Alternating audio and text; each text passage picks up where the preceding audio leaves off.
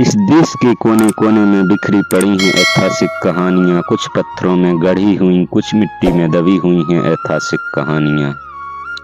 Hello दोस्तों, नमस्कार। मैं प्रहलाद स्वागत करता हूँ आज फिर इस न्यू वीडियो में। तो आज बात करने वाले हैं सुधागढ़ किले के इतिहास के बारे में।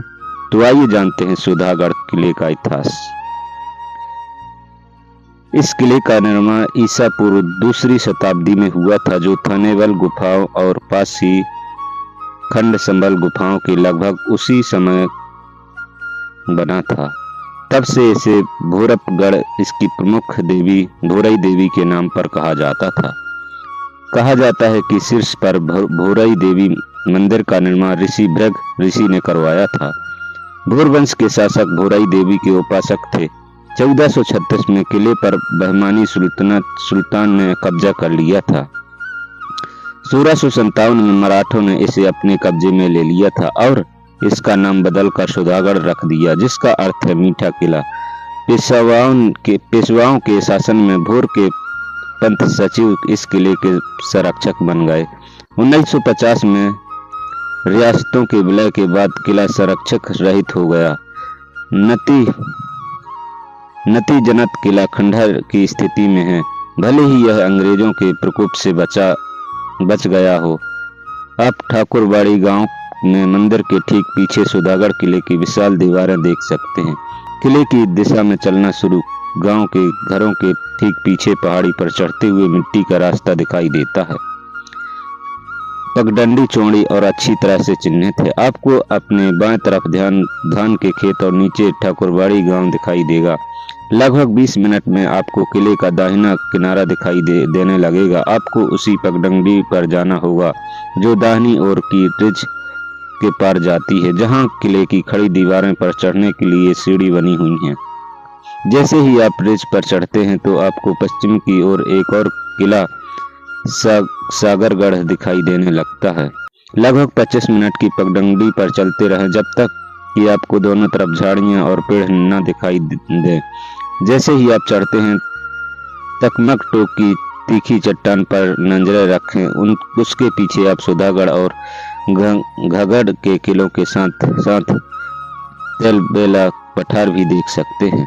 जैसे जैसे आप आगे बढ़ते हैं, रास्ता सकरा होता जाता है और जंगल घना होता जाता है। लगभग 20 मिनट में किले की बुर्ज और सीढ़ी कुछ दूरी पर दिखाई देने लगती हैं। सीढ़ी और ऊपर चढ़ें और ऊपर रिज पर चलते ही आपको रास्ते में छोटी छोटी चट्टानें और पत्थर दिखाई देने लगेंगे। इस पगडंडी के दोनों ओर बड़े बड़े पेड़ लगे हुए हैं।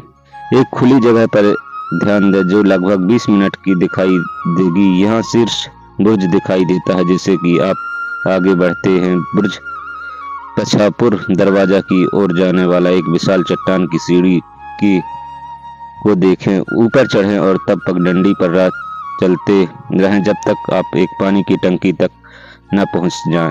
इस टंकी में नवंबर में अंत या दिसंबर की शुरुआत तक पानी होगा। ढलान अब हरे और शांत है। यदि यह मानसून है तो रास्ते में एक छोटे झरने और एक धारा के लिए देखें। पूरा क्षेत्र जंगली फूलों से ढका हुआ है। गुलाबी और पीले और नीले आप घाटी पर बहती अंबा नदी को भी देख सकते हैं। शीर्ष तक पहुंचने में लगभग 2 घंटे लगते हैं। आपको शीर्ष पर एक विशाल पठार दिखाई देगा। रास्ता दिखने वाले चट्टानों पर सफेद तीर के निशान हैं। इन निशानों पर अनुसरण करें जबकि आप बाईं ओर और एक झील न देख लें। पूरा इलाका इस विशाल टेबल टॉप समतल भूमि है, जिसमें मानसून में कई जल निकाय बने हैं। जहां तक नजर जाती है हरी घास फैली हुई है। यदि आप पठार पर आगे बढ़ते हैं तो आपको एक विशाल या बड़ा दिखाई देगा। यह एक विशिष्ट गांव का घर है जिसके बीच में आकाश की ओर खुली जगह है। आप बड़ा में आराम कर सकते हैं, फिर पठार का पता लगा सकते हैं। बाड़ा में रात भर में कैंप करें। भोरई देवी मंदिर या टकम टोक के पास पठार से सूर्योदय का नजारा देखें। आप सुनहरी किरणों में एक एक करके घनगढ़ और आसपास की पर्वत श्रृंखला पर गिरते हुए देख सकते हैं। नीचे उतरते समय महादरवाजा से होकर जाने वाला रास्ता एक अच्छा विचार होगा। यह आपको धोड से गांव से ले जाएगा। महादरवाजा उत्तर से पछापुर दरवाजे के ठीक सामने है। बड़े से भूराई देवी मंदिर की ओर जाने वाला रास्ता बाईं ओर ले जाता है। चलिए दोस्तों, आज के लिए इतना ही। वीडियो पसंद आए तो लाइक शेयर सब्सक्राइब जरूर करें। मिलते हैं नेक्स्ट वीडियो में। जय हिंद, वंदे मातरम।